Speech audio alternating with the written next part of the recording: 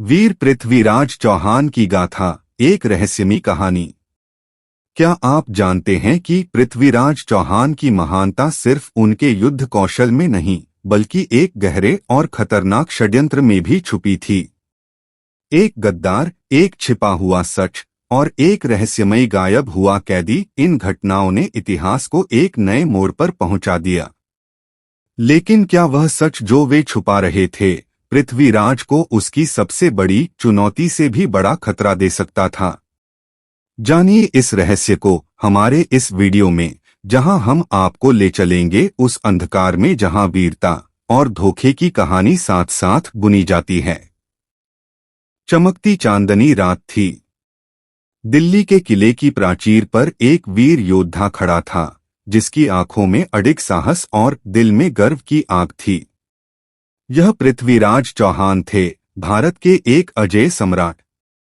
उन्होंने अपनी तलवार को कसकर पकड़ा और दूर क्षितिज की ओर देखा, जैसे वह अतीत के किसी छिपे रहस्य को तलाशने की कोशिश कर रहे हों।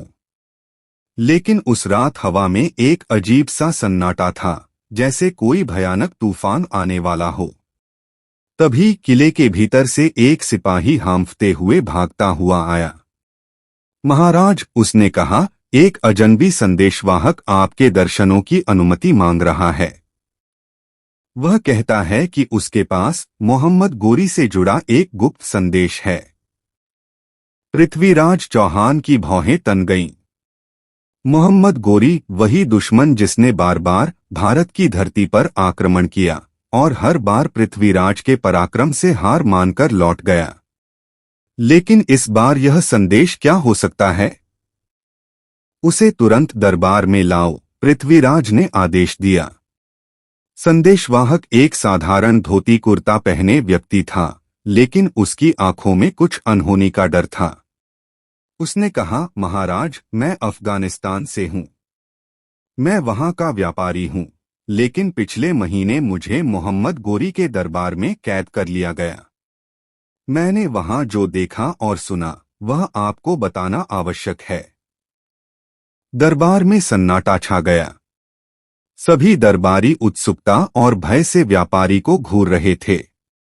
बोलो, जो कहना है, पृथ्वीराज ने कहा।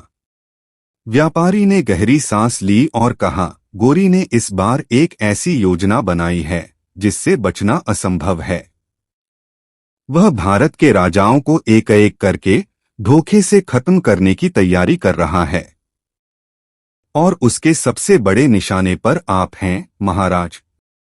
यह सुनते ही पृथ्वीराज की आंखों में क्रोध की ज्वाला भड़क उठी। धोखा और चालबाजी उसकी पुरानी आदत है। लेकिन वह मेरी धरती पर कदम रखेगा तो उसकी तलवार ही उसका अंत लिखेगी।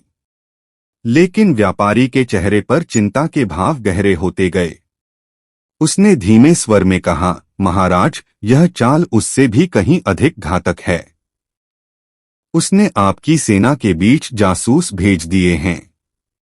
उसने अचानक रुककर चारों ओर देखा, जैसे दीवारों के भी कान हों। और वह क्या? पृथ्वीराज ने कड़क कर पूछा। वह आपकी हत्या की योजना बना रहा है। और यह षड्यंत्र आपके सबसे भरोसेमंद व्यक्ति के माध्यम से किया जाएगा। पृथ्वीराज की आंखें संकुचित हो गईं। कौन है वह?